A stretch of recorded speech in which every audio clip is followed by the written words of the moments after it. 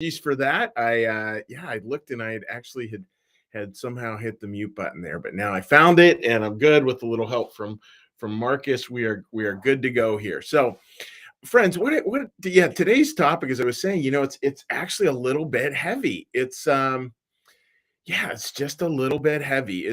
It was interesting studying this again. This is all part of us looking at the idea of moving towards Easter and how Easter is this time of descent. And how is it in this time of descent that we really come to understand forgiveness? And what do we do when we can't forgive?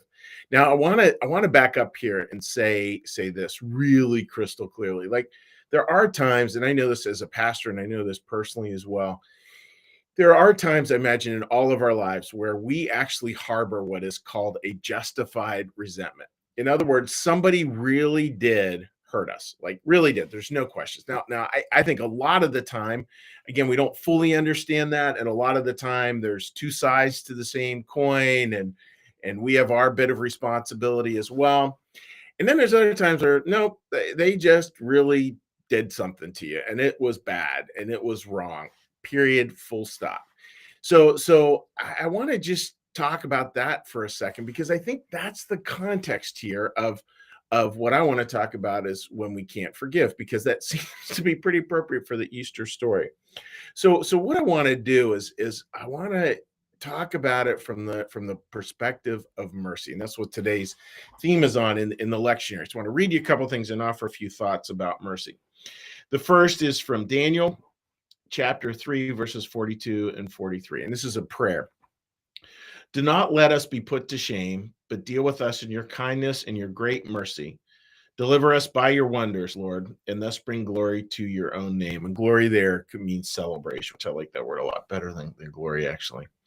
In Matthew 18, verse 33, should you not have dealt mercifully with your fellow servant, just as I dealt with you? And that was Jesus talking there.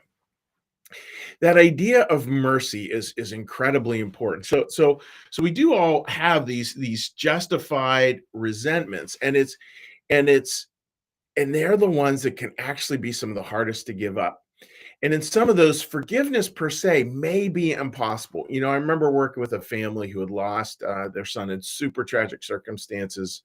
Oh, this was probably 4 years ago now, 5 years ago now. It's a while ago, and it's like to tell them that their job is to forgive. They weren't there yet, and they may never be there in the traditional sense, but they can work at the mercy side of the equation. Now, what is the mercy side of the equation?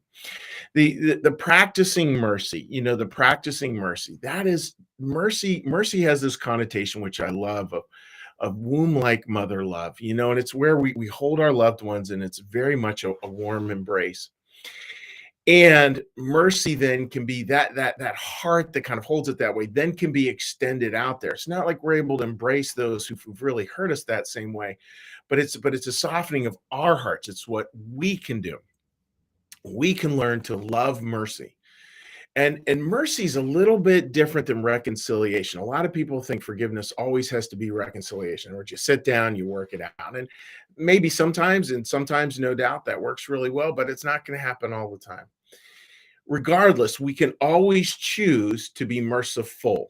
We can always choose to be merciful. Now, what that means is just this softness of heart that we bring to the situation. And I want you to think about it this way, or I'd offer us to think about it this way.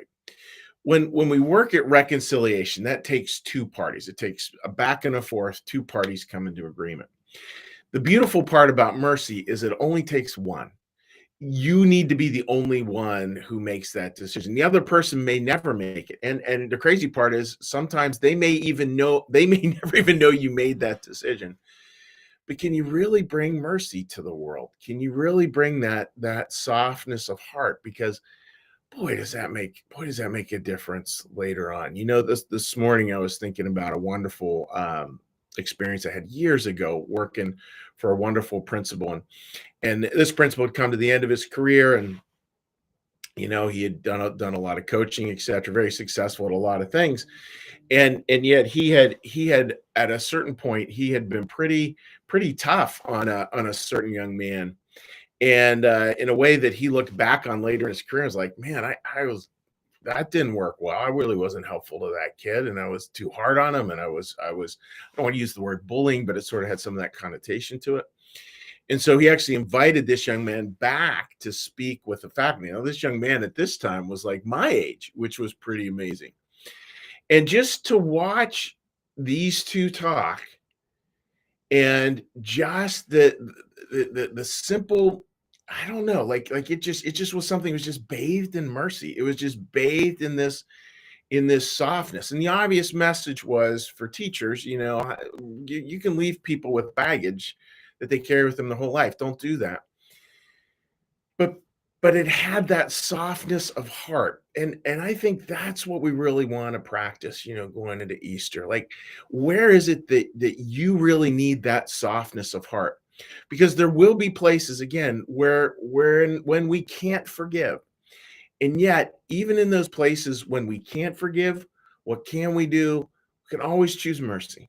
We can always choose the softness of heart. Again, people need to be held to account. There needs to be consequences. Sometimes those consequences are pretty hard. And at the same time, mercy can be part of it all. So that love mercy, and it's interesting, the next line, walk humbly. And I think when we learn to love mercy, what it does is we are walking humbly. And when we learn to really walk humbly, we're really learning as well how to love mercy. So that's the thought for today, folks. I hope that makes sense. My apologies for the little glitch as we started today's service.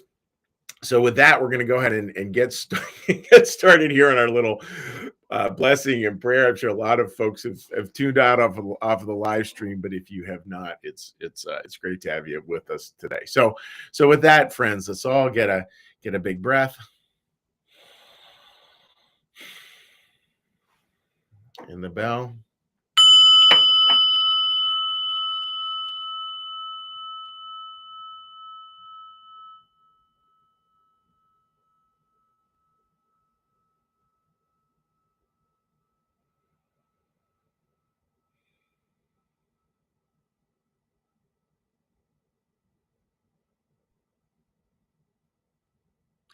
Be still and know that I am God.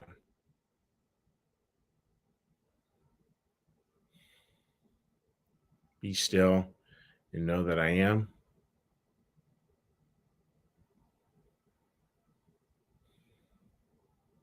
Be still and know that I.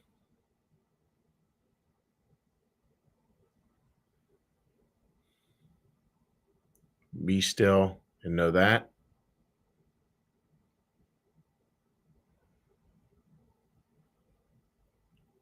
Be still and know.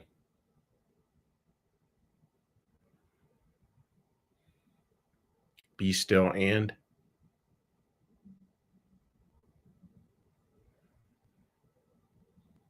Be still.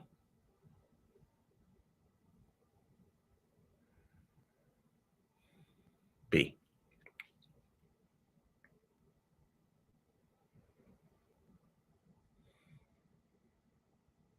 Our Father, who art in the heavens, hallowed be thy name. Thy kingdom come, thy will be done, as in heaven, so upon the earth. Give us this day our daily bread, and forgive us our debts, as we also forgive our debtors.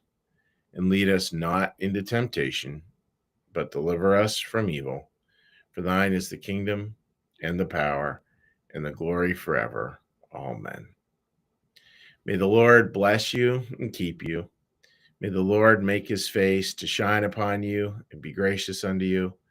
May the Lord lift up his countenance upon you, bring you peace, bring you home. Amen.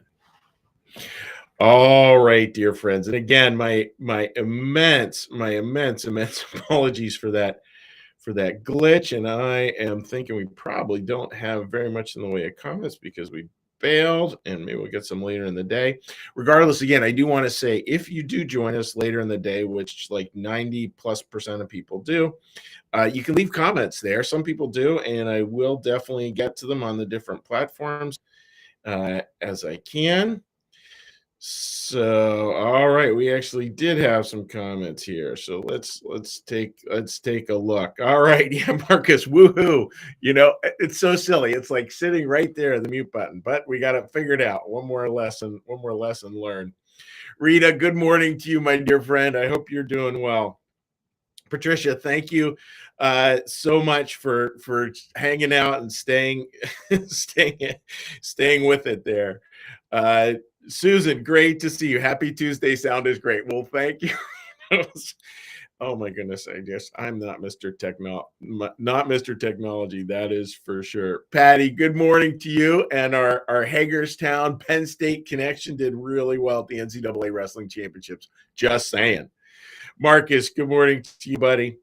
Paige, I hope you're doing. Yeah, Paige, it is such a big topic, and the part for me, I was reading a sermon. It was just, I mean, the big part was reconciliation takes two, mercy takes one.